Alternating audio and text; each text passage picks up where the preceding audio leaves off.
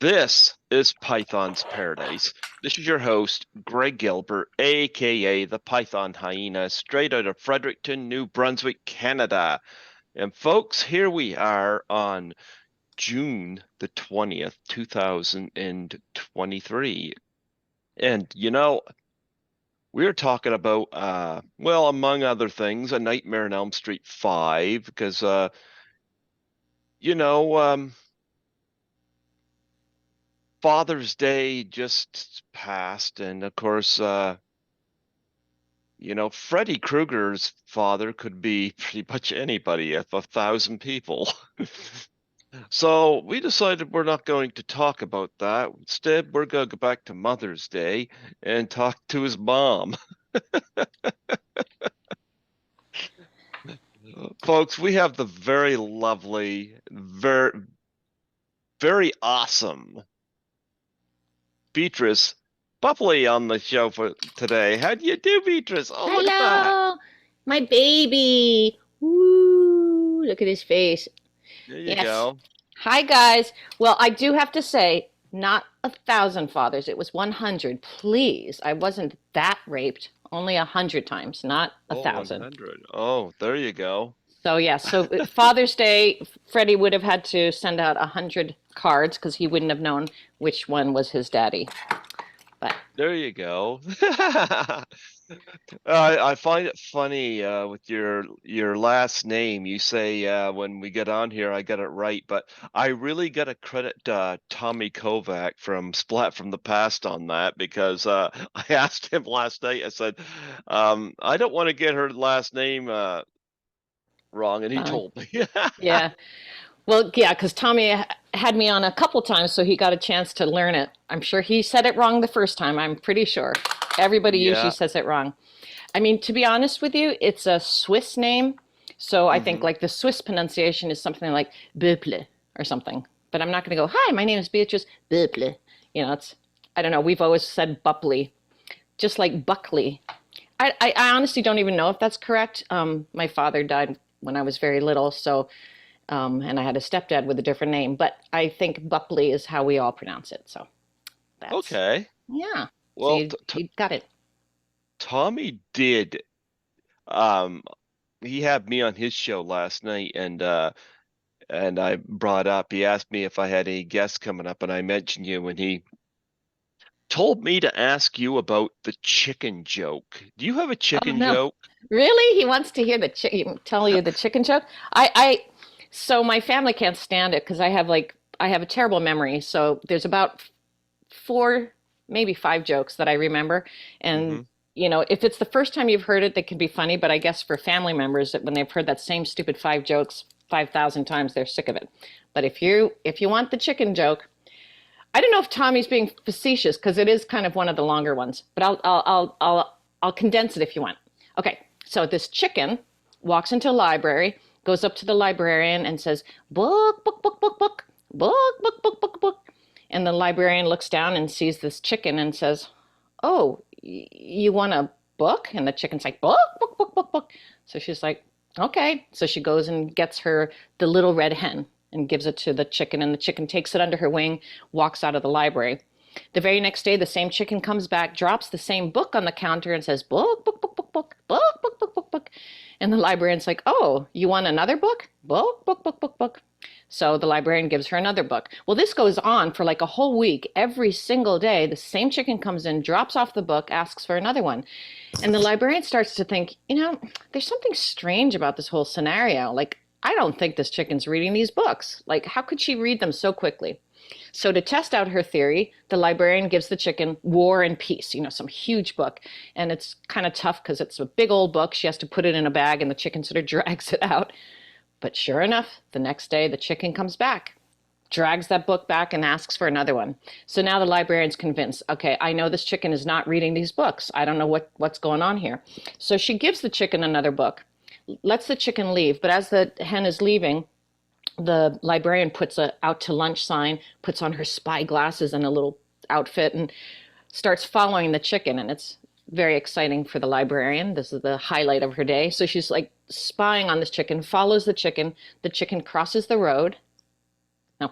And then it goes down this path in the woods, and the librarian's hiding from tree to tree, following the chicken. The chicken goes all the way down to the bottom of this path, and there's a big pond. And in front of the pond, there's a big rock. And the chicken hops up on the rock, puts the book down, looks over at the pond, and says, book, book, book, book, book, book, book, book, book, book. And a few minutes later, there's this big splash, and a giant frog leaps up onto the rock, looks down at the title of the book, and shakes his head and says, read it, read it, read it, read it. Dun, dun, dun, dun. So that's the chicken joke. If you loved it, you can thank me. If you hated it, you can Oh, I yell at loved Tommy. it. That is Uh, funny. Isn't that I funny? love it. Book, book, book, book, book. Yeah. So now you'll always think of book, book, book when you think of books. There you go. There you Yeah. go. You know, So, it's interesting because I was on your Facebook feed the other night and I saw a post that you put on there that I totally agree with, where you were talking about how some performers out there in the industry were talking about fans. right. Yeah. It's interesting because anybody that's complaining about like fans becoming friends or whatever, that's the ones doing the complaining. I'm wondering, if they consider themselves above us or whatever, because it's interesting. When I read that, I got to thinking about the fact that I've lived here my whole life. Hmm. You know, I'm gonna be 51 in next month, You're a and baby. yeah, well, I didn't leave New Brunswick until 2017, and it was when Lisa Langlois from the movie Class of 1984 invited me to assist her at a horror film convention in Toronto. Okay. And I fell in love with Toronto, and Lisa's become a wonderful friend. Actually, she and I talked yesterday, actually. She gave me a call, but we became friends. And there's others I've become friends with as well. Nancy McLaughlin from Jason Lives is another one I've become friends with. And I get to an extent why somebody would be critical when you address them about it. But at the same token,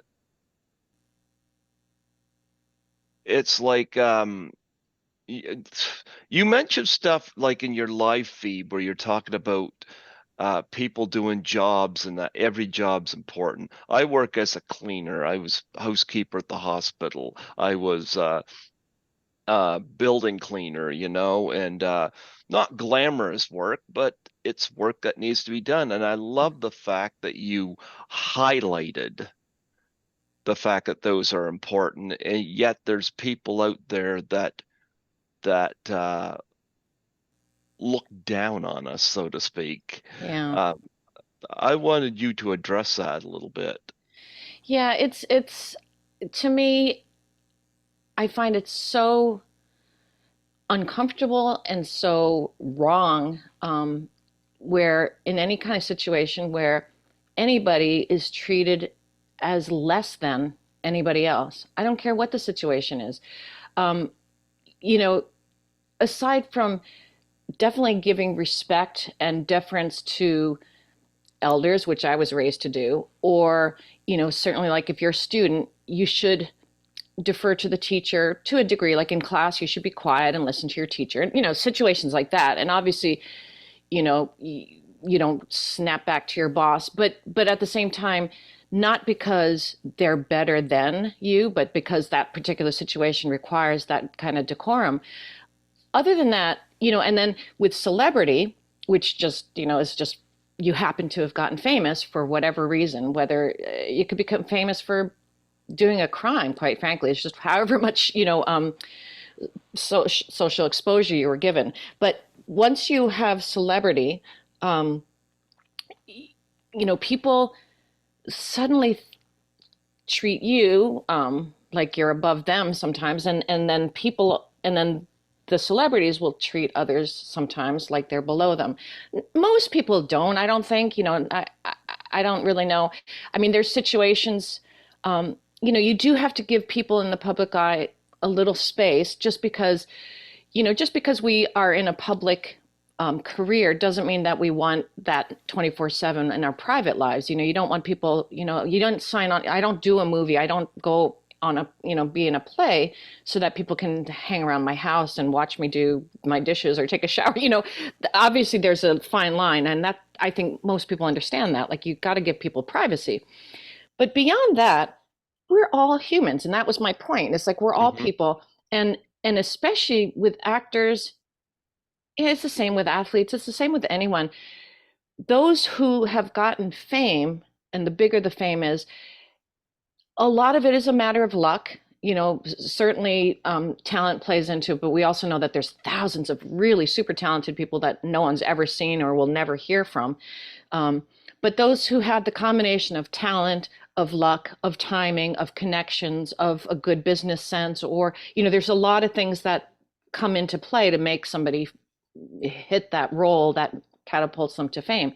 So all those people were just you and me the day before, and then actually right after they did the film, most people, whatever film made somebody really famous, there was a whole year after they played that role that they were still going back to doing dishes or whatever the hell it was that they supported, that supported them until the film actually hits the screen.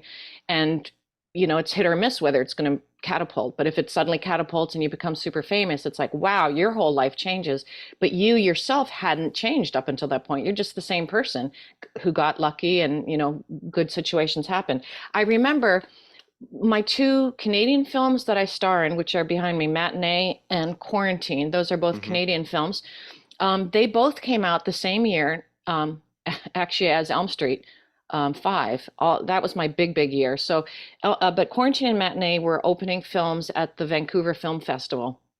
And so I had the whole red carpet treatment because I was in two films, and all these interviews and flashbulbs and the whole big thing. And I was that was my it moment, where I was like the girl. And I remember going to the film festival, and there was this interesting little quirky film called Hmm. Mystic Pizza, and there Yep. was this stunning girl on it, and I'm like, oh my god, just she was so beautiful and so funny and so good that I was like, oh my god, this girl's going to be huge, she's going to be famous. And of course we all know that was and now I forget her, Julia Roberts. Hmm. But so the until that film hit the big screen, I mean, yeah, she had a famous brother and such, and it wasn't her very first film, but that's the one I think that really got her name out there. So prior to that, she was doing whatever she was doing. You know what I mean? Like, we're all just normal people, and you either hit it or you don't. So, when fans, and there's no, and I'm not in any way saying, it's wrong to be a fanboy, it's wrong to get nervous. That's just human nature. And as actors at shows, if somebody's super nervous to meet me, I try to calm them out. It doesn't bother me. I don't think, oh, what a weirdo. It's kind of flattering. It's kind of sweet. But I do try to assure them, we're the same. You're fine. And if it's not busy, I often have people sit with me at the show. I remember doing a small little shot out in New Jersey, and this guy, a fan, had driven down 7 hours just to see me, like to get my autograph and meet me. And he wasn't really interested in any of the other people at that particular show. And I was so touched. Like, he got the autograph, he was all shaky and nervous, and then he was heading out the door. And I was like, wait, dude, come back here. You drove 7 hours. Like, sit with us, hang out for the day. And he's like, what, really? I'm like, of course. And so we hung out, and I mean, he took that time to come out and see me. Like, you're going to have more than 15 minutes of my time, for goodness sakes. Robert Englund, who's the biggest, in horror, to his detriment, or to the chagrin of the people waiting in line, he gives everybody at least a good 20 minutes. He takes time and talks to people as people, and because we all know at heart, if it wasn't for fans, if it wasn't for you guys loving our work, loving the movie, loving the franchise, we would not, 34 years later, we'd just be a nothing movie. Nobody knows about Matinee, nobody knows about Quarantine, and I star in those movies, but nobody knows me from that. I play a little role in Elm Street, but it makes a huge impact. Freddy Krueger's mother, and it's this franchise that people grew up with and love so much. So it's all just a matter of, you know, luck, stuff like that. And nobody in any situation should think of themselves as more than anybody else. And if anyone treats you that way, then just walk away. I think most horror actors are really super nice people. I mean, at conventions, what I found with some of the other ones though were they kind of were criticizing me for being so open all the time and chit-chatting with, like, all the actors I know will absolutely be super friendly and give you their time when you're at their table. Um, and not just because they're making money off of you. It's not that. They do care about their fans, but they also feel like when the show's done, that's it. You come to meet us at shows. But other than that, my private life is my private life. They just have a stronger or bigger wall around their private life. And I've run into trouble sometimes for being too open, but ultimately when I read all the responses, which it looks like you saw that post, Hmm. I had like 120 fans responding, each really taking their time to say what they felt. And the basic message of all of it was just be who you are, and that's who I am, and that's all I can do anyway. I am who I am. I'm goofy, I'm silly. I post things without necessarily thinking, which sometimes gets me in trouble. Um, Instagram, have you ever seen my Instagram account? No, I don't do Instagram a lot. Okay. I have done occasionally, but Okay. hmm. Well, so on Instagram, I do these silly things. I love, like I have, my beautiful little baby Freddie. I have and there's lots of images of baby Freddie, and I'll take, it's some app, I think it's called Face Dance or something like that, and you can make inanimate things sing and dance. So I often will do these duets with either a photo of me as Amanda Krueger, or maybe even that mannequin of Amanda and this Freddie, or sometimes I'll do Freddie and Jason, and I just put silly songs or duets to them, like, mommy, whatever, and we sing together and we do silly, goofy things, and the fans love it. But my kids are like, "Oh, mom, that's so embarrassing." and Yeah. and for Father's Day, my 23-year-old son just came home, um, and at one point he goes, "Oh, mom, can I borrow your phone?" I'm like, "Oh, okay." So he takes my phone, and then I see him do something, and then he hands it back, and I was like, "Wait, what did you do?" And he goes, "I deleted that post." I'm like, "What?" He goes, "I deleted your Instagram post because I had posted a little the scene where I'm giving birth to Freddie, like on the Hmm. table, and I put a caption saying that wet sound when he comes out. I don't know why. It's just so gross. But when I give birth, you hear this, Yeah. this like a wet, creepy sound, and then you hear plop, and then you hear, and you hear little Freddie, and I don't know, it's goofy and funny, and so I made that post, and he goes, "Mom, that's so gross," and all my friends are commenting on it, so he deleted it. It's like, who gives him the right? But anyway, so whatever. Maybe I'm goofy. It is what I am, and I love you, fans, and nothing will make me stop. Well, I shouldn't say nothing will make me stop. If you're creepy and murder me, that would make me stop. Hmm. All right, It's you talk. funny. Well, I was gonna say it's funny because um, I haven't supported the indie film world in a while. I pulled back from it because I put 3K into a movie, and I had asked to see if because I was supporting a charity challenge. And I remember when the Ice Bucket Challenge was really big, one came out after Robin Williams left us for suicide and depression awareness called the Doubtfire Face Challenge. Okay. And it involved taking a pie in the face, and Okay. nominating three people. And I thought, wow, it would be great to get people from this movie because so many people um, would be inspired by people from the horror community doing this, Right. and I ended up more or less getting looked down on, chastised, or outcasted due to the whole experience, you know. Huh. I had one or two people that done it, but this project, it was like it was about the filmmaker, and if I come up with something, it It was didn't like, matter. yeah, That and I, sucks. yeah. Um, Now I've had people that had done it, well, Lisa did it. Sandy Johnson did it from Halloween, and her husband was dressed up as Michael Myers. Oh, funny. And he put the Cute. pie Yeah. in her face, yep. And one of the people she nominated was Felissa Rose, and I showed her the video when I met her at Frightmare in the Falls. She did it, right? I'm sure she would have. Hmm. Felissa totally would have. Elm Street folk totally would have. If you, we, I don't know about everybody, but a lot of us for sure would have. I know from five, I would have done it. Danny would have done it. Um, Probably Whit would have done it. Erica might have done it. Lisa may or may not have done it. I don't know, but a lot of us would have done a pie in the face. I didn't even know about it, never heard about it, but yeah, that's disappointing, and especially when you supported a film, because indie films so desperately need the support, and they should totally honor people that supported them. Well, That's I had a nice. situation where I threw it out to a horror film actress on Cameo, Mm-hmm. and she couldn't do it at the time because of um, the pandemic. But anyway, a year later, the Cameos had some kind of reduced price or whatever, so I thought I'm gonna reach back out to her again because pandemic was starting to die down some. So I reached out to her again to ask her about it, and all of a sudden she had a change of heart. And I discovered through screenshots that were sent to me by somebody that was on the film for a day that there was people, including the film's director, gossiping about me on a forum that I wasn't a part of Uh, because of this challenge.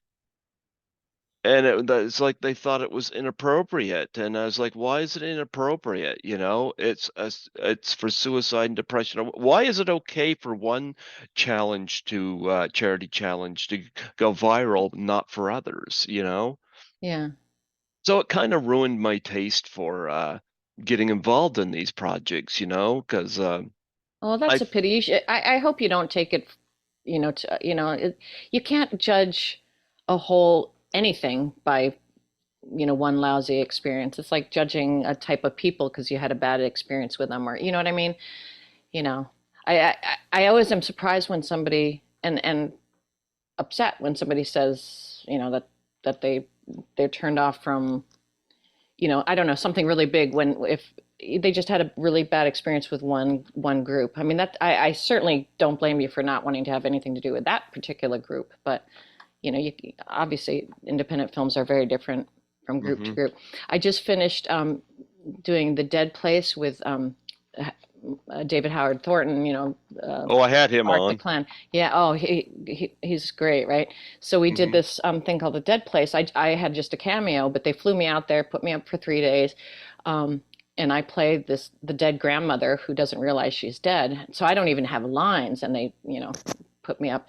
But it was such an incredible experience. Like for probably the smallest role I've ever had on film, it was probably one of the biggest hearted experiences I ever had. The whole cast, the crew, the director, everyone putting money up for it. We just became such a family, and everyone supporting each other to this day. We filmed, it was like, well, to this day, it's only been like 3 months, but it feels like forever. And we've made lifelong friends. I think everyone really connected. So you can have really, really beautiful community. It always depends on generally the people at the top can set the tone. So hmm this in this case, it was Michael Pickle was the director, and main producer. He wrote the story, and he just pulled together people.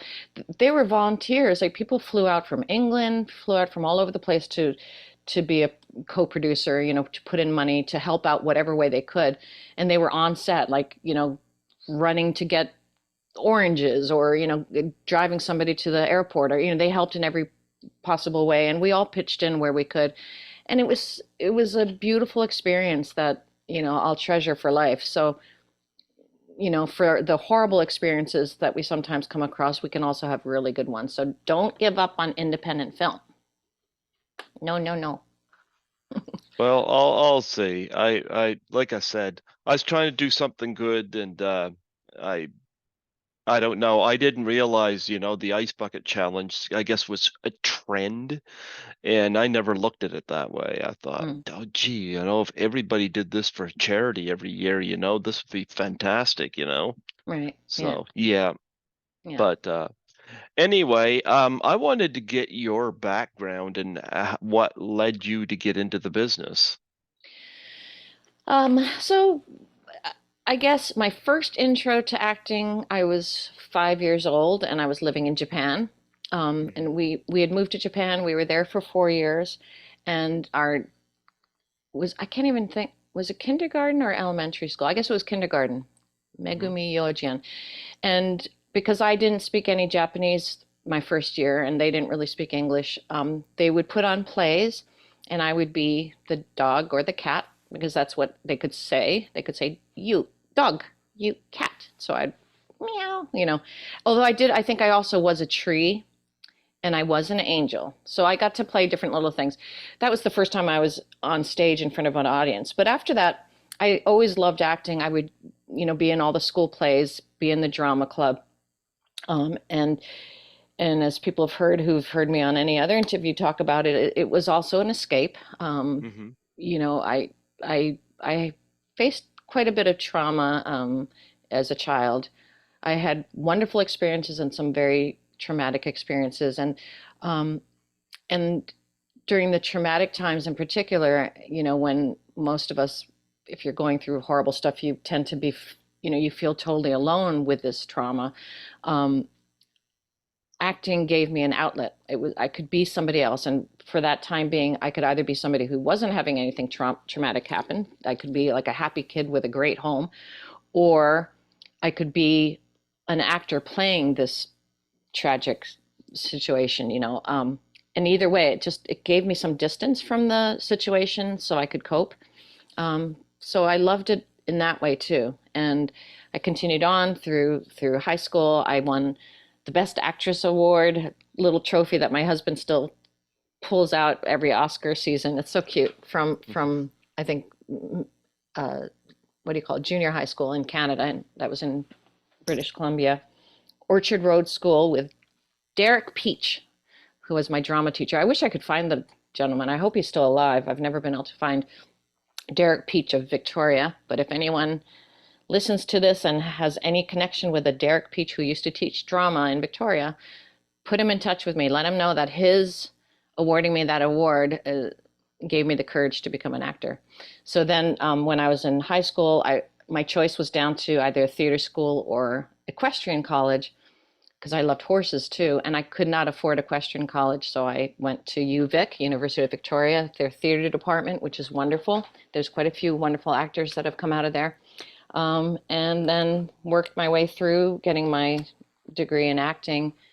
Landed a great agent in Vancouver, and the rest is history. Well, of course, you're most famous for playing Amanda Krueger in A Nightmare on Elm Street 5, Dream Child, and I've had Lisa Wilcox on here before, and it's funny because I heard you when you were doing your live feed tell a story, and you said you told it before, but I thought the story. You have a interesting relationship now with pigeons, huh? Yeah, yeah. You want me to talk about that crazy thing? You know what? I do because hearing you tell it, you're Yeah, doing everything right, but it's like working with animals, you can't can't. predict. For sure, for sure. So yeah, so this is one of those classic actor stories of working with animals. And in Nightmare on Elm Street, part of Amanda Kruger's mystique, there's always these pigeons floating around because she's in these old abandoned churches and whatnot. So in the scene where I'm approaching Freddie, I come out through the doors and the famous lines of "Your birth was the curse on the whole of humanity. You brought me back to give you life. but now I must take yours. Oh, I skipped a line. Anyway, but during that scene, um, the doors open, you see all the smoke and pigeons flying around and the light coming through, and I come walking up in my nun's habit. Well, so for filming it, what they had to do was they had guys behind each door ready to open up because there were big, huge doors that they made for the set. On cue, they would open it up. There was a guy doing the liquid smoke, to make it all smoky, and then a guy on either side. I think there were actually women on either side with a cage full of pigeons, and on cue they would push them out, open up the thing and push them out so they'd be flying all around to give this nice atmosphere. So take one, action. Doors open, the smoke comes out, pigeons start flying around. I'm walking towards the camera where it's just supposed to be Freddie. Your birth was the curse on the... And a pigeon flying by whacks me in the face.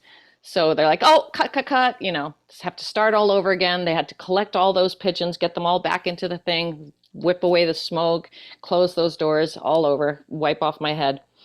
Take two, doors open, action. Your birth was the curse. And I'm like this, and a pigeon lands right on my hand, and so of course cut. This kept going on and on. We had to do take after take after take, and it was always because of the pigeons. I don't think I ever missed my lines. And finally, the worst take was, your birth was the curse. A pigeon comes, lands right on my head, and pooped on screen, on camera, poop on my head. I mean, luckily the habit is white and the poop is sort of whitish, but no, but they still had to cut it and wipe it all off. So, what could have been based on my perfect acting and not missing my lines could have been only a one take wonder. It was I think a 10 or at least 8 takes, as I recall, but possibly up to 12. I mean, we kept having to redo it because sometimes they also bumped into lights too. It wasn't just me they were hitting. That's what I remember the most is me. But so yes, working with animals can be quite the challenge. Another animal story, which I didn't tell, but being Canadian, you might remember. Do you remember Danger Bay?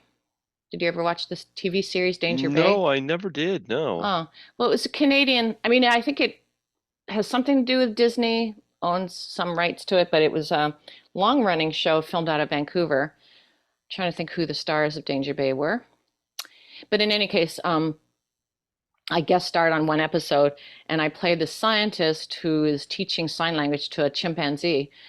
And I got to work with this adorable, adorable chimp. I mean, oh my God, he was in little diapers and but when you're working with animals, the trainers, have to work so hard to have these animals trained that they generally never let you hug them and pet them and do stuff because the animal actor is, in work mode. So here's this little chimp, and he was a baby chimp, and in the scene, I'm supposed to hold hands with him. There's a scene where we hug, and I'm talking to him and doing sign language with him. But between takes, I'm standing there, and they had the chimp standing next to me. So, if I'm standing up, he's a little guy. So my hand, if I just leave my hand to my side, he probably came up to my knee, right? So my hands are at my side, and they didn't want me to touch him until they said action. I wasn't allowed to touch him. So I'm standing there and I'm looking down at this adorable little chimp, and he's looking at me, and his little hand, his little fingers, he would come up with his little hairy hand and try to touch my hand and, pet my paw, and I wanted to, and she'd be like, whatever his name was, Bobo or whatever, Bobo, stop.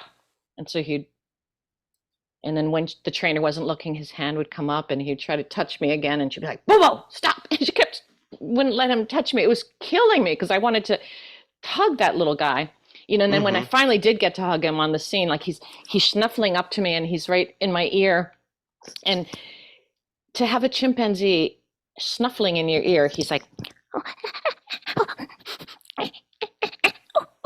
it's so cute. Oh my God, his sounds, and his little monkey breath. Anyway, sorry. That was my best co-star I've ever had. And I've been in bed with Emilio Estevez and worked with Johnny Depp, but no, this chimpanzee was my hero.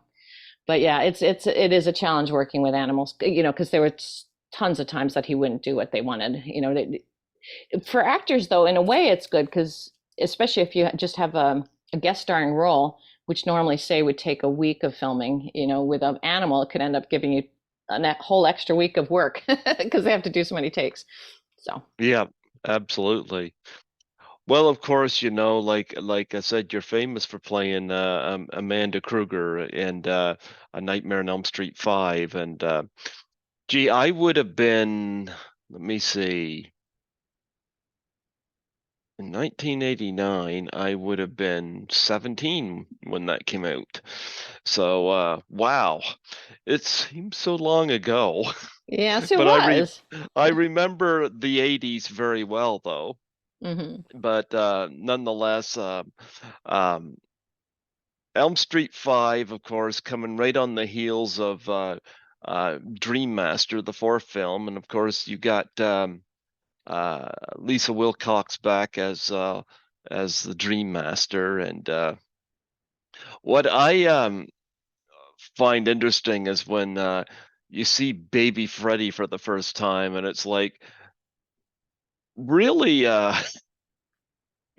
funny when they get this upper hand, and of course Wilcox's character is also uh, a kid as well. So, but I'm Yeah. sitting here thinking, whenever Baby Freddy coming in here, I'm every time I'm like, okay, we got Beatrice and we have Lisa Wilcox. Who's gonna get the huggies out for Freddy first?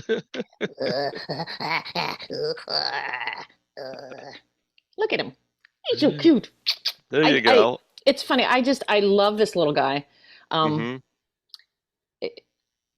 maybe people will say it's a face only a mother could love, but I've just grown so fond of this little face. I love my little baby Freddie. Mm. Yeah. Do you think, does he Yeah. have his mother's eyes, or do we have the same skin complexion? I think Oh, actually Jay. I think my skin's a little better than this baby, but maybe he has more brains than me. Look at these brains. How did you get the part for as Amanda? It's the weirdest thing. People ask that all the time, and I don't, I honestly, it was the one and only, yeah, the one and only time in my whole acting career that I was cast on the spot. I mean, that never happens. Like they always, you have a callback, they do a screen test, they go through so many people. I don't know how many people they had seen before me, but all I know is when I had my interview, my audition, I auditioned and I sat and talked with Stephen Hopkins was there. What the heck? One of the producers was there. The casting director was there. Um, and Robert was not there. But so I'm doing this reading, and then I chit chatting with them, and I spent quite a bit of time in there, and they kind of just talked amongst themselves and looked up, and they said, You got it." I'm like, "What?" They said, "Yeah, we found our Amanda Krueger." Like, whoa! So I don't know if they're just running out of time and desperate, and they just cast me, or I look so much like Freddie, or I don't know what it was, or I just wowed them with my holy socks. But they cast me right there and then, which was pretty amazing. It was one of the first auditions I had done when I left Canada and moved to Vancouver, when I moved to Los Angeles, which Hmm. I did only because I was following an old ex-boyfriend, but it led to me getting that role. So I guess I'm grateful for that. Yep, and you get to work, of course, with Robert England and Lisa Wilcox, of course, you know. Yep, Yep. And yep. yeah. So I mentioned, of course, the we talked about the cons earlier, and this is a question I always ask all the guests. What's the most unique thing you've ever been asked to sign? Well, let's see, unique. Well, so the thing that I loved the most to sign was, and now I've done it three different times. Three different people had an actual Dave Miller prosthetic, full on Freddy replica of the full body of Freddy. And Hmm. that's quite big. I mean, it's like this big. I would own one if I could afford it. It's like over $700. They're incredible, but it's a little pricey for me. Hmm. Unless some super rich mega fan wanted to buy one for me.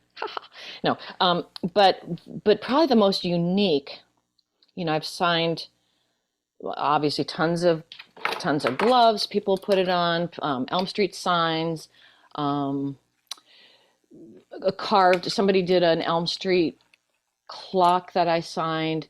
But I think, yeah, the weirdest one just last, maybe it was at the Queens of Horror. I was just in with Lisa Wilcox, myself, and Mark Patton and Kim Myers, both from Two. We were just in Texas, and somebody brought me a big crucifix. And I was like, oh. And they wanted me to sign it upside down. I was like, "Ah, I don't know. I know I played a nun, but I don't know. It's felt a little, what's the word?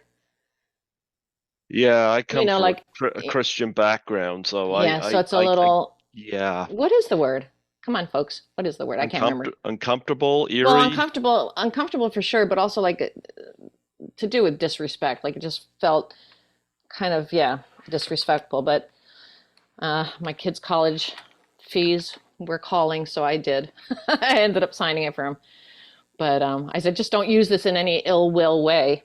And the thing about Amanda, I mean, the one thing that surprises me, and only one town wouldn't let me appear. There was one town that my agent wanted, they had asked him for some clients, and they were doing Elm Street people, and they wanted me there originally. And then they got back to him and they said, oh, we didn't realize, oh, she was a nun. She can't be here. And he's like, what? And they said, this is a very religious community, and, you know, we can't have a horror film nun.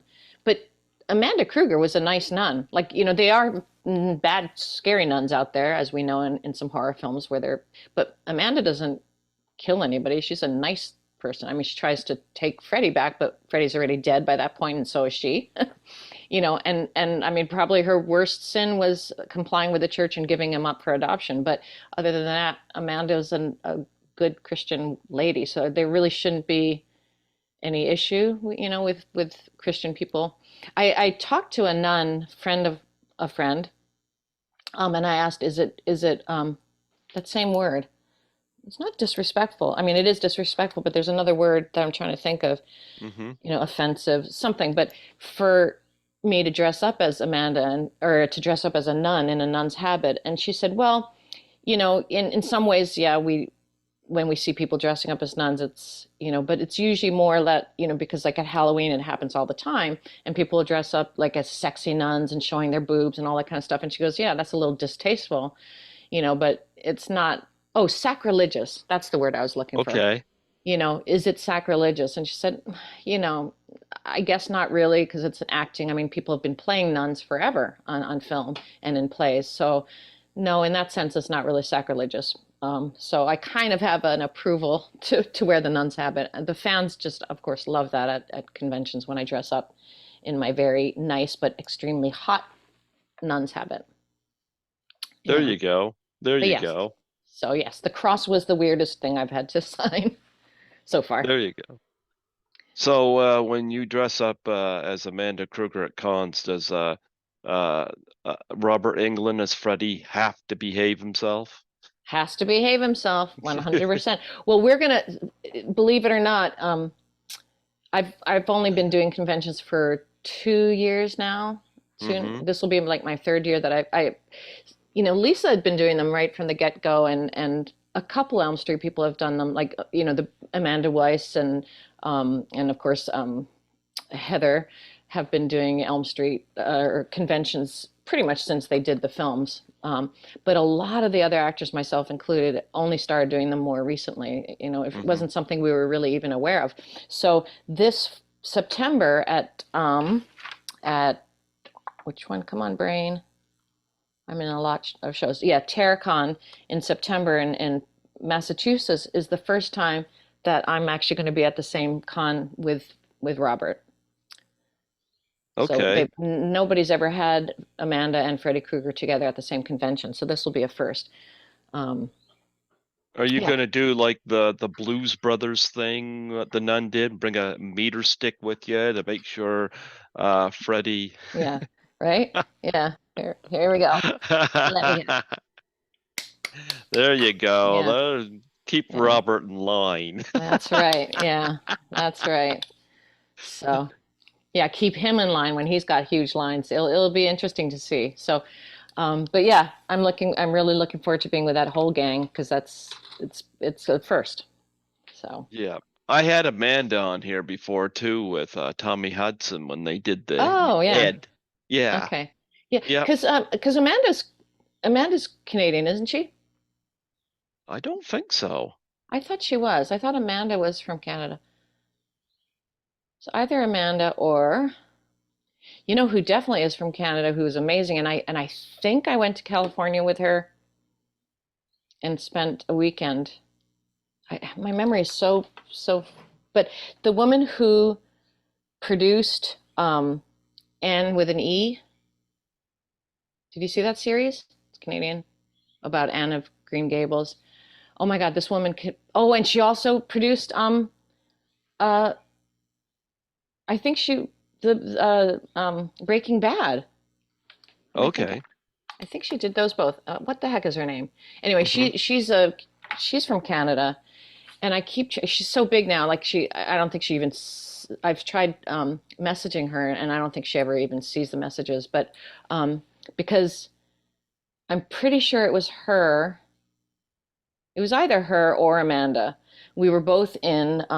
I should be able to just look it up and figure it out. We were both in a film years ago, filmed in Canada with the girl from.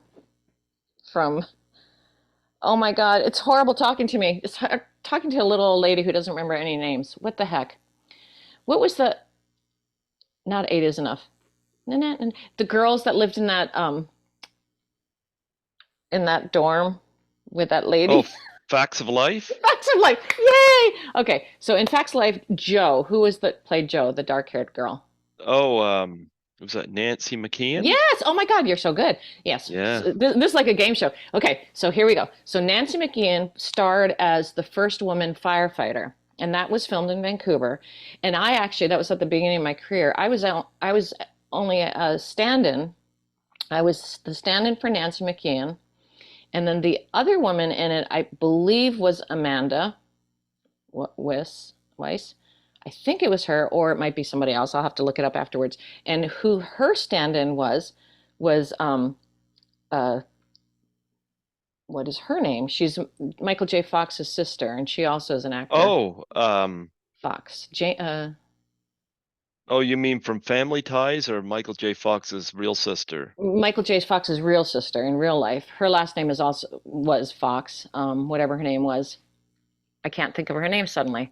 But anyway, Hmm. so she and myself, who were the two stand-ins, and Amanda was, if it was her, and Nancy McKeon, we hung out. We were all this around the same age. We became, chummy on the set because I got to be on it the whole time, which is, I guess, the fun of being a stand-in rather than playing a bit part where you just come in for a day or two.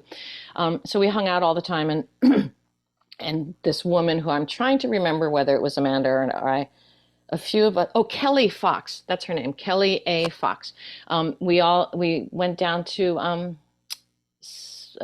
Santa Monica and stayed, or in Venice Beach. We stayed in some little apartment in Venice Beach and had a wild weekend. That's all I can remember. But maybe there was a lot of alcohol involved because I don't really remember too much of it, and I to this day can't remember exactly who that was, who the famous woman was. But anyway, there Hmm. you go. There you go. Did you get to witness any of the special effects on set for Dream Right. Child? Oh yes, yeah, and they were so cool, which is why I was so disappointed in my scene at the end where his hand comes ripping out because I saw so many cool special effects that when I read in the script that his claw was going to come out of my stomach, I thought, "Ooh, what are they going to use?" And people have shown me supposed props that I supposedly used, and I never did. They just gave me my hand. They put, the glove on my hand and dressed it all up with blood, and I had to, I had my nun's habit, but I stood slightly sideways, so they made a fake chest with a fake right arm, and so I would hold it with my real hand, and then my real right hand was underneath, and I would rip it out on cue, and I had to scream and react to my own hand. So I was like, oh bloody hell, that's not special effects, that's dumb. But they were lots of really cool special effects. Lisa might have told you I was very I was surprised in some of the ones where it's really I don't, these things, I don't know if it would even count as special effects because it was just so um, mundane in a lot of ways. But did Lisa talk about when Freddie was coming out of her body at this towards the end of the movie? You know, when I'm coming down the Escher stairs and he's like inside her body and he's looking up at her and his legs are kicking in the background. Well, anyway, so in that scene, I was thinking, you know, how are they going to do this? And in comes this actor, paraplegic, the guy Hmm. with no legs. Yep. He comes in, and he was also, I think he might have been a little person too. Like he was not just because he didn't have legs, but I believe proportionally he was very small anyway. But they were able to, they had made a special harness, and because he didn't have legs, they could bring his torso right to her body, like right onto her belly. And so he's like sticking out of her belly like this, and then they had thin little wires to kind of help hold him up so that he could move around without, because it was an awkward position for him unless he had like steel abs. It would be very hard to, hold himself up. And then of course he's dressed as Freddy, Hmm. with the claws and everything. And then the one mechanical thing was the legs behind her back. So they had the fake legs kicking around and the real actor Freddy coming out of the front of her, and she's having to act with this little man attached to her chest. I mean, that was like, whoa, really, really craziness. But and of course the little baby Freddy, when he first comes out of me, they used a cat jumps out from the hand, but they do it really quick, so you just see this flash of movement, and then it pans down to this robotic Freddy, and he was, to me, amazing. I don't know who has that. If I was a bazillionaire, maybe I'd buy it. Maybe even if I was a millionaire, I don't know. But if I could buy it. But anyway, it's the baby, it's this Freddy, mechanical Freddy, and he's like, he looks around, and you can actually see him. He was to me amazing. And then the whole scene, most of it was done afterwards, but of having Mark, the character Mark, played by Joe, um, turning into a character and being cut up. I personally love that. Oh, I Love that love death that. scene. Yep. Yeah, it was Yep. so creative, so fun. Um, but yeah, yeah, so many wacky things. And yeah, my birth though was just tons of fake blood pouring, throwing blood all over my body, and I'm screaming away. Um, we had we had so much fun on that, and I to this day, like, the sets still, like, people that don't like it, I don't think they're just watching it with the right eyes, because it's got like some of the most creative and awesome sets. Elm Street 5, Dream Child really has the most, to me, iconic sets that they built. um It's interesting you say that too, because I hear a lot of criticism on Dream Child, and I yeah. was watching. I got a box set of them, and I found Dream Child to be underrated, and I especially like the Cool Modi song there at the end of it was pretty cool. But I found with Lisa Wilcox between Hmm. the two films, Right. I gotta say she really got. I'm not saying stronger acting wise, but her character, I think, really stepped up in Dream Child. I think her character became a lot more badass. 100%. Yeah. Absolutely. Is that backwards when Nope, you it's look at it? Oh, 100%. Yeah. yeah. No, I agree with you 100%. She becomes a real badass, strong protagonist, and her character is so strong, and it's nice to see that arc. Um, Mm-hmm. and also, yeah, 100%, it's underrated. It's there's so many things that contribute to it, but you know, the least of which is it being a bad film. It's really not. It's not a bad film. It's the timing was off. The rush. People didn't have a chance to, if it came, say, 2 years later, oh my God, people would have been really hungry for it. But they had just, gone through this whole thing with the Dream Warriors, the Dream Masters, and they loved them, and were riding on that, and people were like really, really into that. And then suddenly, bam, they throw this in their face, and other than Lisa and a couple characters, it's all new cast, all totally different kind of direction it went in. Everything was different.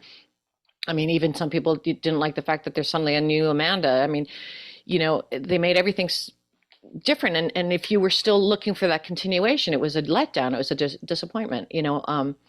But I think if you saw it as it's a standalone, maybe just carrying through the character of Lisa's character, Alice and Danny, other than them, it really was kind of a whole new film. So you have to look at it separately. And I think, again, if it had been a few years and people were really missing Freddy like the way they are now, like everyone's super hungry for an Elm Street film.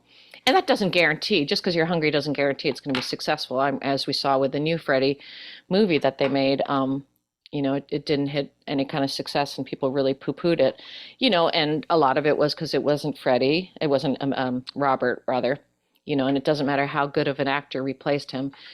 That wasn't the point. People weren't talking about the acting ability. It was that they loved Robert and Robert Hmm. represented Freddy and he's still alive. And it was just weird, I think, for a lot of people. But, I think there were just many things that made Five just be a looked down upon film. And yeah, I think it's underrated. I think if people go back and look at it now, most people would like it. I mean, yeah, are there some silly things? Of course, and they are in all of them. I mean, Yeah. honestly, and there's scenes that we like, scenes we don't like, and you can certainly it might never be some, a lot of people's favorite, but the way that it's dissed by so many people, I think is very unfair. And It's interesting because one of the things I found unsettling is in Dream Warriors, you got Patricia Arquette. right, I was totally confused in the fourth one when the same character is recasted because I don't know whether Patricia Arquette moved on to other thing because she certainly came out of it with a big career, but I was totally confused in the fourth one when I was like, oh, that's the same character, you know? right, Yeah. yeah, So, yeah, and I don't think I'm the only one that was thrown off by that right. in the fourth film. Yeah. Right. But even with that big change, people did like it. I mean, people still loved four. I mean, three and four. I mean, there's groups of people that just adore three and four. I mean, there's groups of everyone. There's people that love two. There's people that love, all kinds of different ones. And they are some that do love five. Um, but yeah, you know, um, one thing I want to share, and it's good that you don't do a lot of social media. It's kind of a quicksand place. But Hmm. um, but I will say it's so because I do interact this past year, I've been really interacting with my fans Hmm. on social media, and especially on Facebook, people are always inviting us to join this group or that group, tons of these groups, and so many of them, which are fan groups, they invite you, and then but because it's really made for fans, like I don't know why they want to invite quote unquote celebrities or the actors that they're fanning of, because if they invite us, they do all these constantly, they do these little posts where, oh, which one would you eliminate, or which one was the worst, or which one, like, and they're always comparing them, and it's like, it's hurtful. Like, stop doing that. Like, don't invite me onto your board. You're welcome to do that if you want, but don't Hmm. invite me on your board and then, be dissing five. Like, that's just rude. That's like, inviting somebody to your Yeah. party and then just putting them down. It's like, don't, we have feelings too. I mean, yeah, I know I'm not five. I don't, it's not I didn't write it, but I feel proud of the work. I feel proud of the Hmm. film. And I've been in stuff that I'm not proud of. Let me think. Is there anything? Well, actually, no. I'm not, there's nothing I'm ashamed of that I've been in. Some of my acting has sucked and some more than others. So I'm not thrilled with my performance, or at least the performance that they captured. Fortunately, I haven't been in anything that's like really horrible, but at the same time, yeah, some things are just, ugh, they're just not that great. And I've been in very few things that I think are really fabulous. Like, as far as, I've never been in anything Oscar worthy. I'm not even talking about my performance. I'm just talking about the film overall. I haven't been Hmm. in that kind of caliber of a film yet, Hmm. for all the reasons that make a film an Oscar film. I've certainly worked with great stars. I've been with Sidney Poitier. I've been with Katharine Hepburn. I've been with Richard Dreyfuss and Emilio Estevez, and a lot of big stars, Johnny Depp. But nothing of an Oscar kind of caliber. But at the same time, yeah, I don't have, luckily, I don't have anything that I would be like, oh my God, don't watch that. I don't think. I'll maybe remember later. If it was so bad that I've forgotten it, then that's Well, maybe some well, independent things. well, Sorry. speaking of which, do you still go on stakeouts with Emilio and Richard? Haha. You know what? I'm so excited that apparently Richard is going to be one of the cons that I'm doing. So I just found out he's going to be at, and we haven't seen each other since then. But when we did it in Vancouver, he was such a sweetheart. Um, Emilio and I kept in touch for years and years and years after that. I've actually just spoken to him, I think about a year ago, but we were much more in touch when I was living in Los Angeles. We'd get together, we'd go out for sushi and stuff like that. So we remained friends after that a long, long time. But Richard Dreyfuss, we didn't keep in touch after the film. But while we were filming in Vancouver, and I had a company called ProTrack, Professional Training for Actors, where myself and another actor would host, like actors for actors kind of thing. We'd get together at a theater and bring in celebrities or, famous actors, famous directors, and put on workshops. So while now I was working with Richard Dreyfuss, I asked him if he would be willing to come and talk to the actors, and he's like, absolutely. So he came down and hung out, and we chatted, and he and I had many interactions while I was in Vancouver. He even saw me in a grocery store and came running in and gave me a bear hug, and super super approachable. So it's been whatever, again, over 30 years since I've seen him and since we worked together.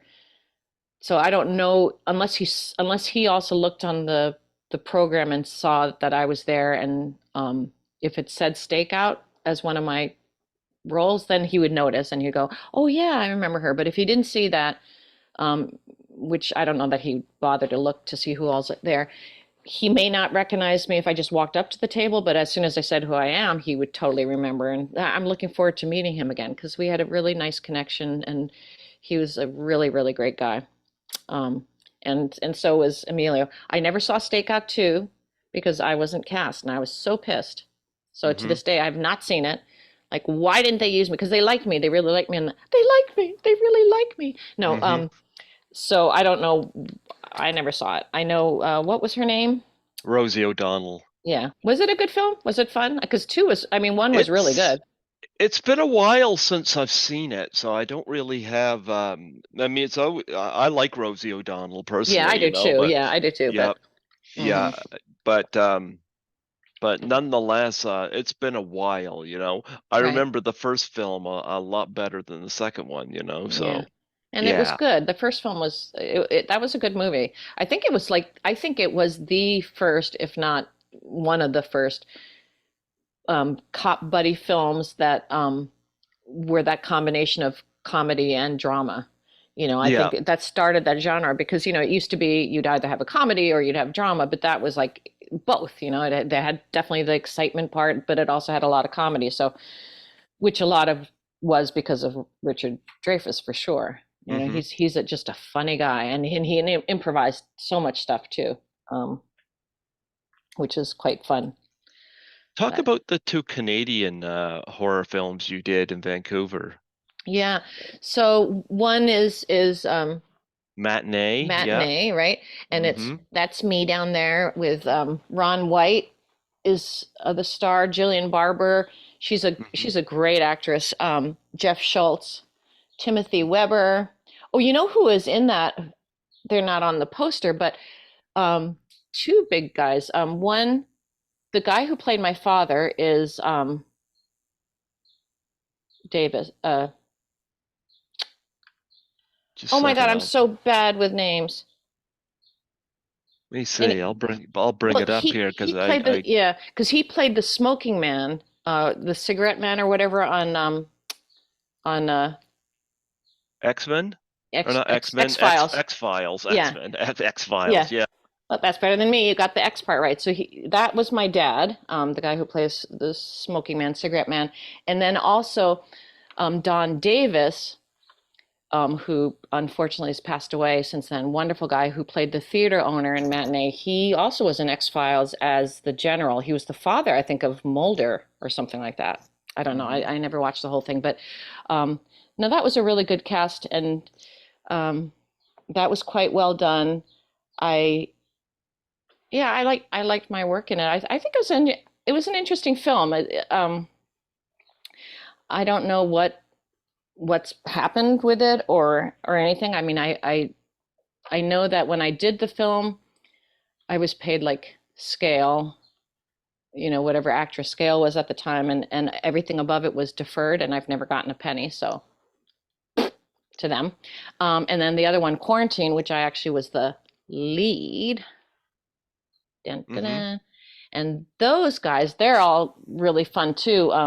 If you look up any of those actors, uh, Garwin Sanford, who was, my the guy that I kidnap in the movie, he's actually now married to my dear friend Carol, Carol Cutler, who is the head of Women in Film, in that does workshops out of Banff.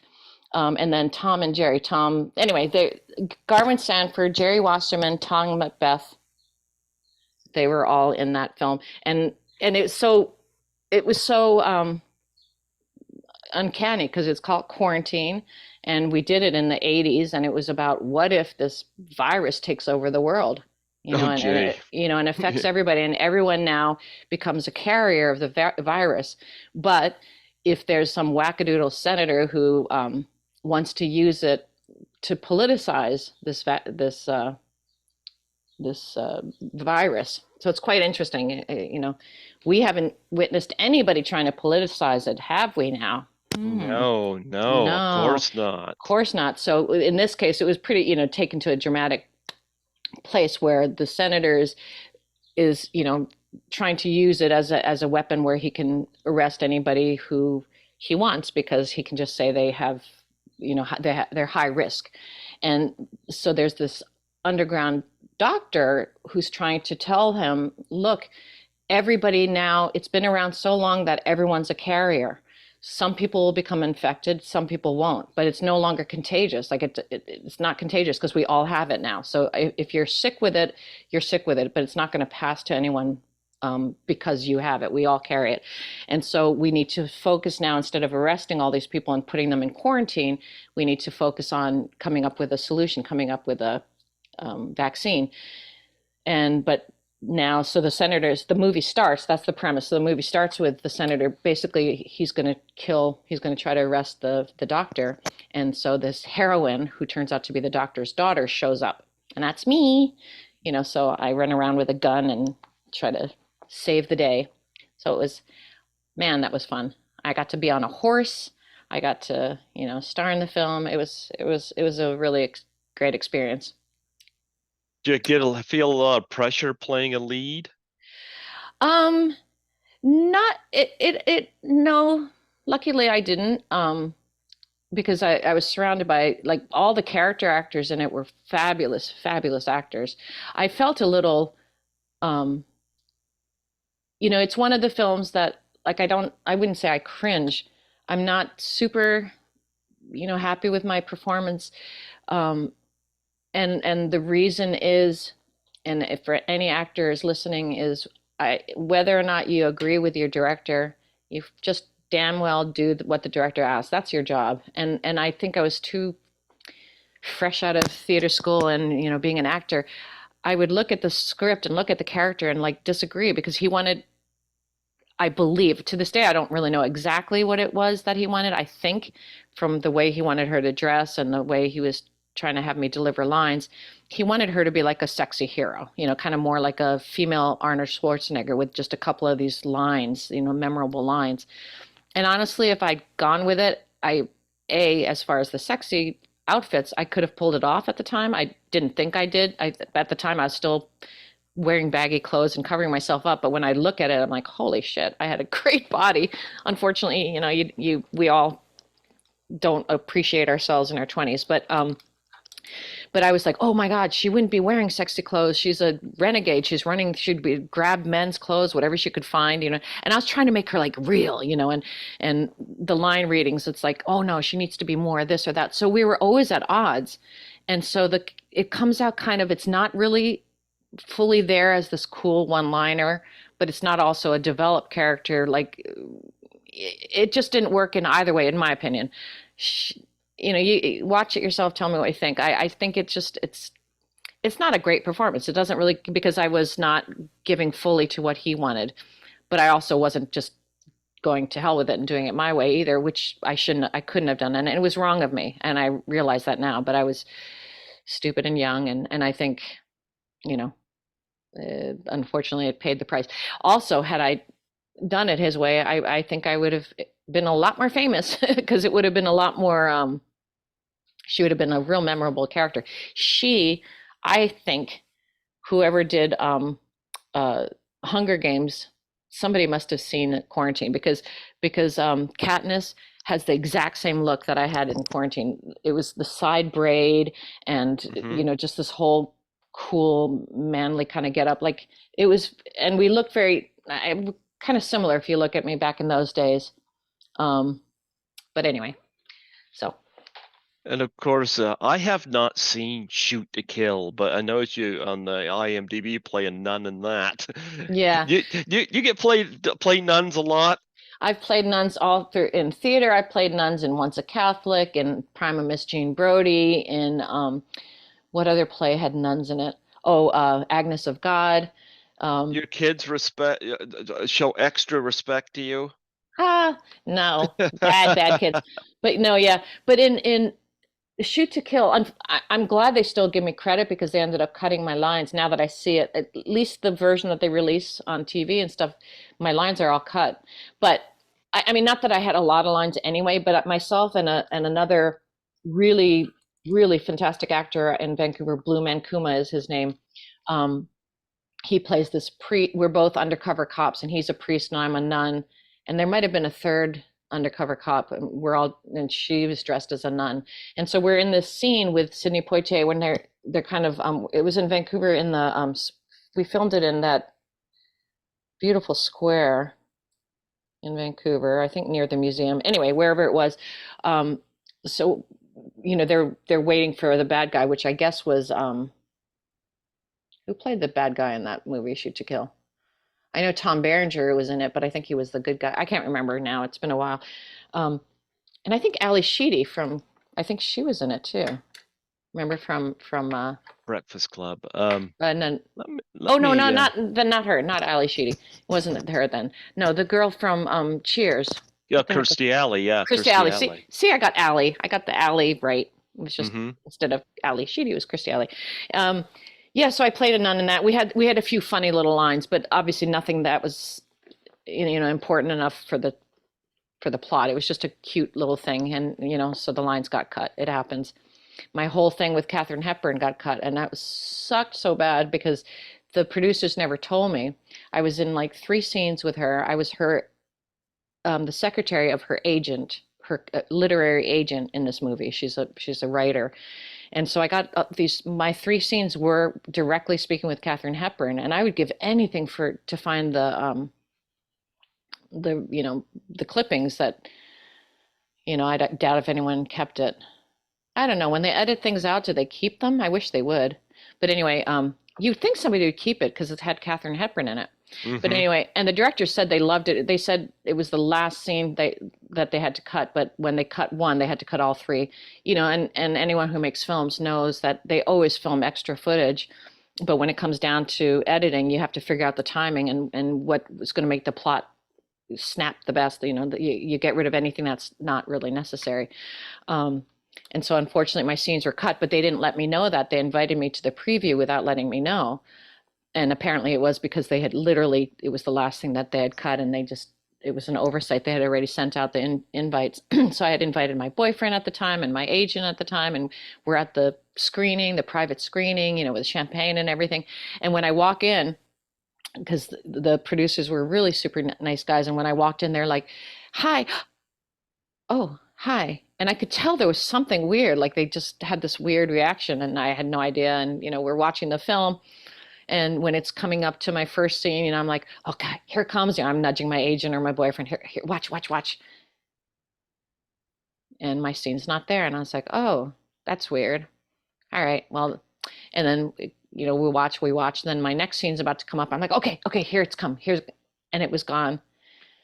And my heart just sunk. And then when the third scene was gone, I was in tears. I was in this screening, just like bawling my eyes out, well, quietly.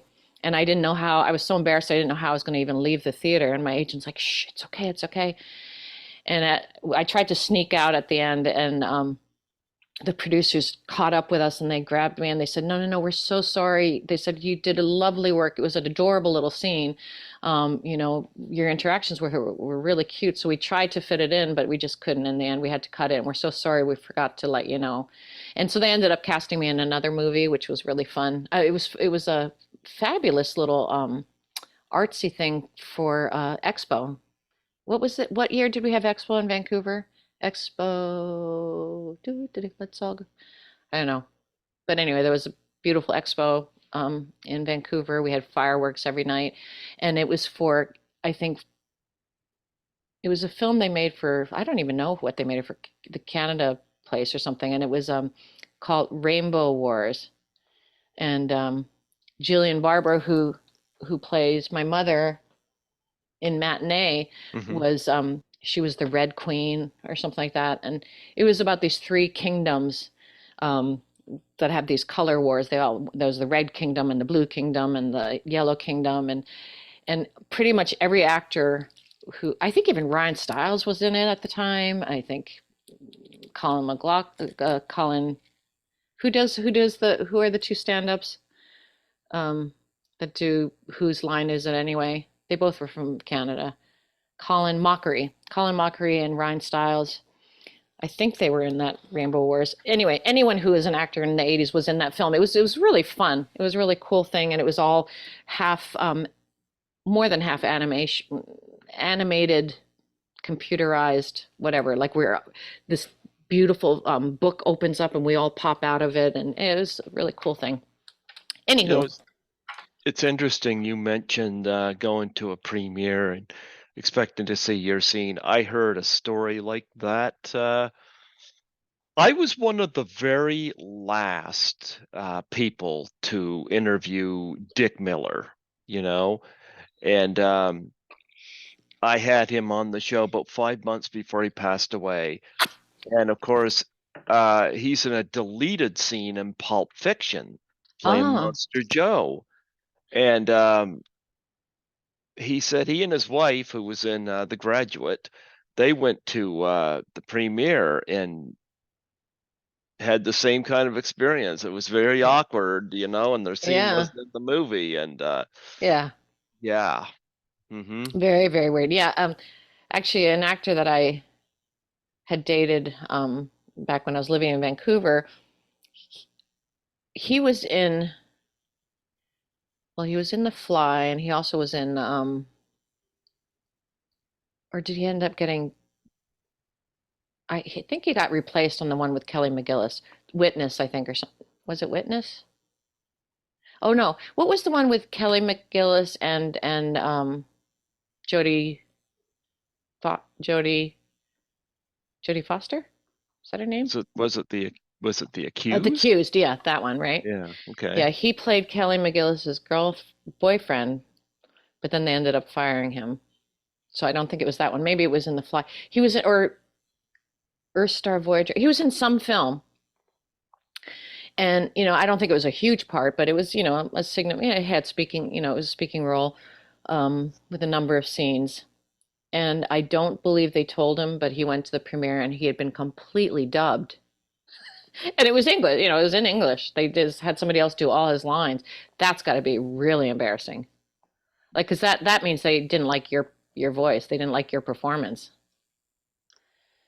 That's got to hurt. I think that hurts more because, yeah, like they replaced your voice. Like, that's just creepy and weird. And he wasn't told. I mean, yeah, he got paid and he got the credit. So in one way, but as an actor, I think that hurts. Yeah. Yeah. Well, you've done a number of television. Is there anything that stands out to you that you got the biggest pleasure out of doing? Well, in some ways, I mean, my most memorable probably was Beachcombers. Hmm. I was a guest star on an episode of Beachcombers, and as Canadian, you probably know it, right? Yeah. Yep. Yeah, people down here don't know it. But so I show up at Sneed's Landing or whatever, the Cove, as this wayfaring girl who claims to be Bruno Gerusi's daughter that he doesn't know about. And it was that was my very first paid acting.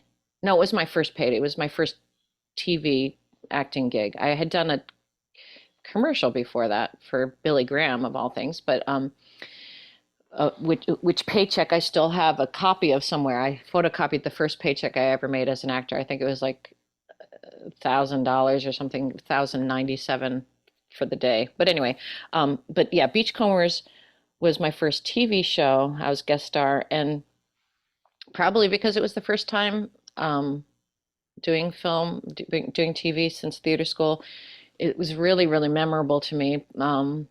Plus I'd been on, I'd watched Beachcombers like everybody else in Canada. And it was also a very moving character. Like it was one of the most emotional characters I ever got to play on film or TV. Um, well, and Amanda Krueger is very, very emotional too, um, but she has to hold it in. But this character, yeah, it was Beachcombers was pretty amazing, and it was a wonderful shoot. I was out there for a couple weeks, staying in a hotel, and the whole experience was pretty magical for me. Um, but Yeah, TV. I was on an episode of The Black Stallion with Mickey Rooney, and I love horses. I was a reporter on that one, a TV reporter, I think. Oh, I did a film.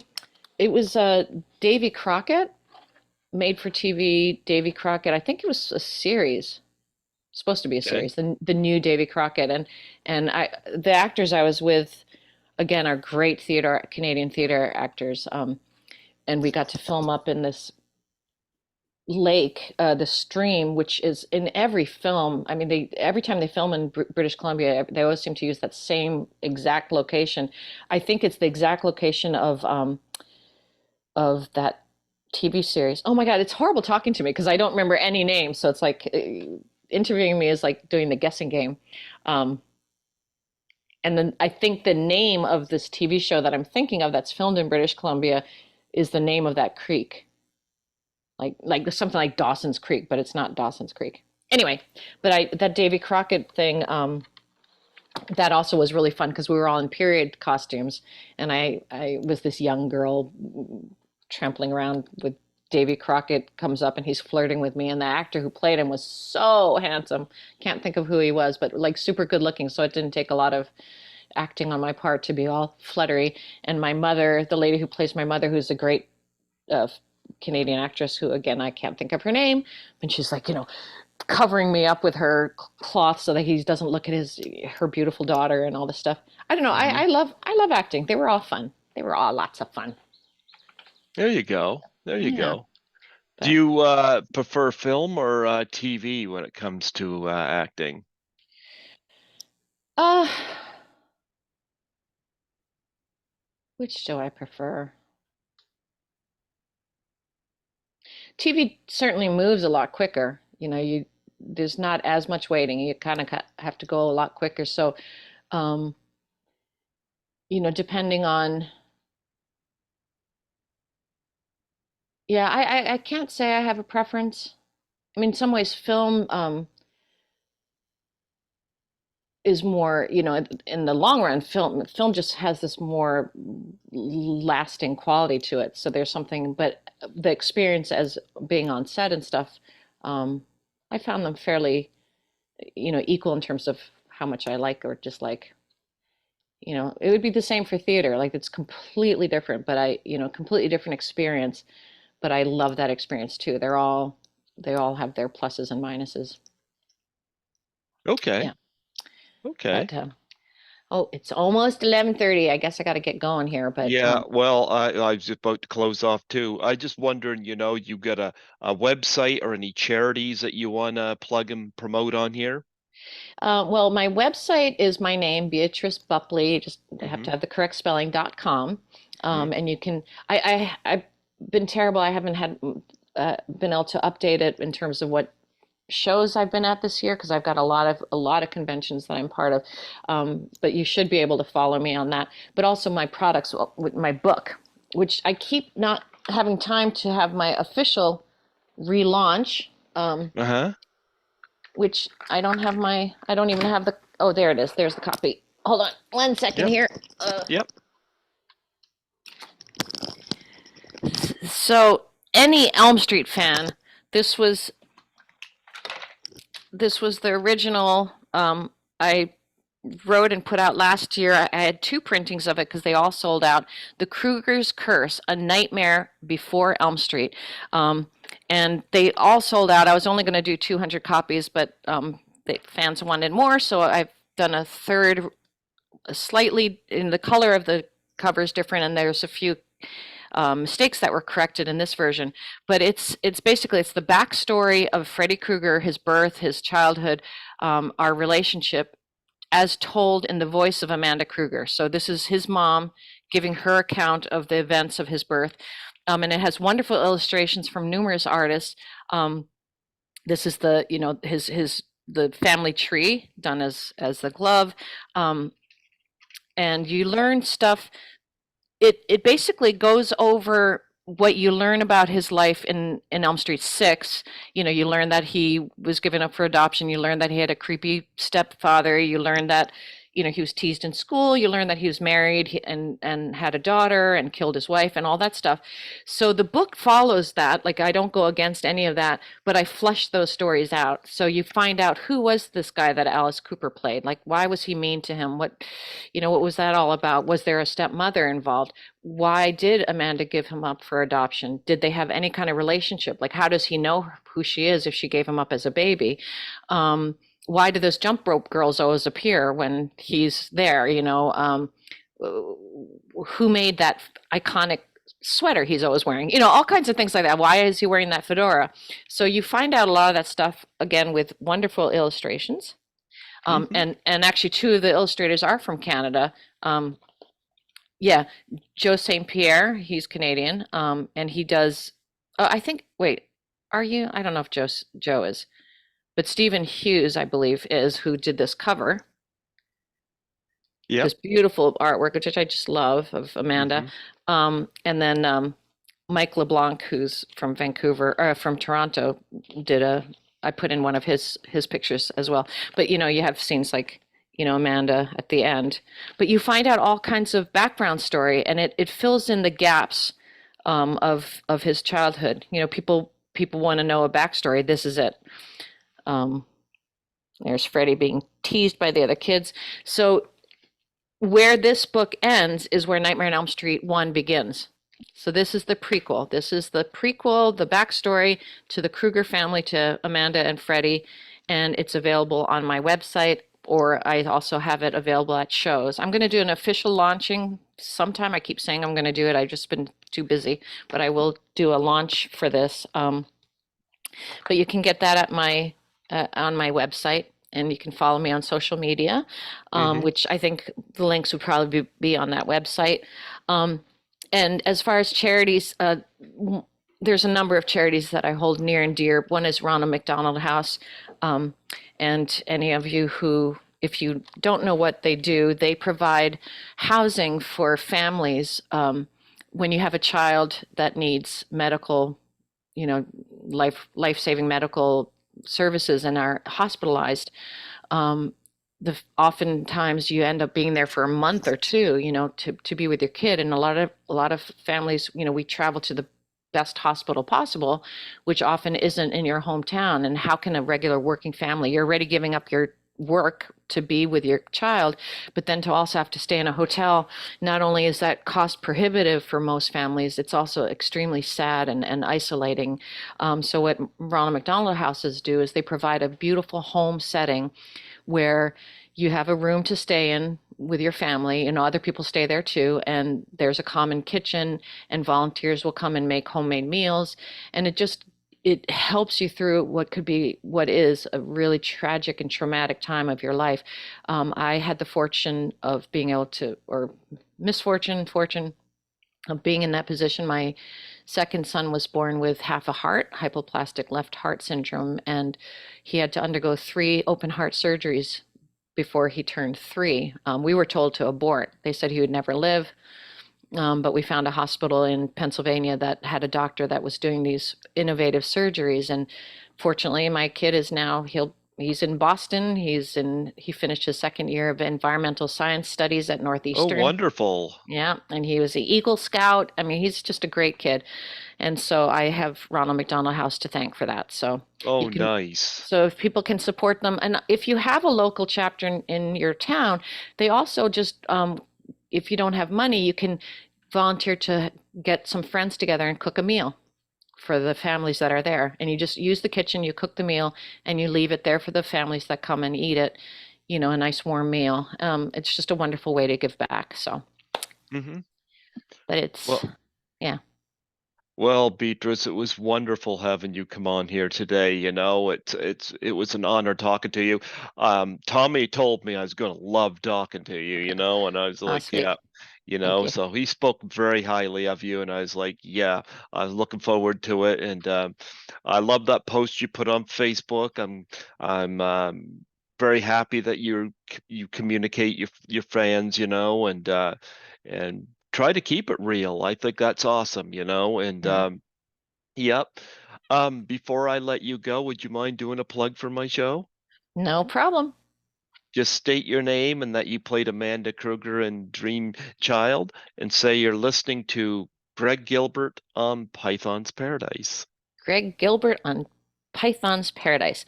Yeah. Hey, folks, this is Beatrice Boepple, otherwise known as Amanda Krueger, Freddy's mom in Nightmare on Elm Street 5, and you are listening to. Damn, my memory! Here we go. Okay, we're gonna take 2. Thank goodness this isn't live. Craig Gilbert? Greg Gilbert, yeah. Wait, Greg. Yeah. Yeah, Greg. Oh my God, I'm so, and it's Python's Python's Paradise. Yep. Paradise. Okay, here we go. Hi, guys. This is Beatrice Boepple, best known as Mama Krueger, Amanda Krueger, the mother of Freddy Krueger in Nightmare on Elm Street 5. And you are listening to Greg Gilbert's Python's Paradise. Wonderful podcast. Thank you for listening in. Absolutely. I hope that they get you out to one of the cons that I frequent here. I've done Horrorama 4 times, and I'm going to do my third at Frightmare in the Falls this fall. Oh, fun. Okay. Yep. I've done 3 conventions with Lisa Langlois. She got me the convention bug. So Okay. Yeah. yep, They're a lot yep, of fun. Yeah. Well, they are. ask for me. Ask them. That's how we get invited to shows is if fans ask for us. So request. Yes, and if you're wearing your nun's habit, bring the meter stick just in Uh, case. you Just never know. you know how they had to deal with the Blues Brothers. I have a feeling that Yeah. Robert Englund might need it too. All right. All right. Well, it's been great talking to you. It's been great talking to you too. God bless you. Thank You you so too. much for allowing me the honor. All right. Thank you so much. It was my pleasure. Take care. Yeah, bye bye. Bye bye.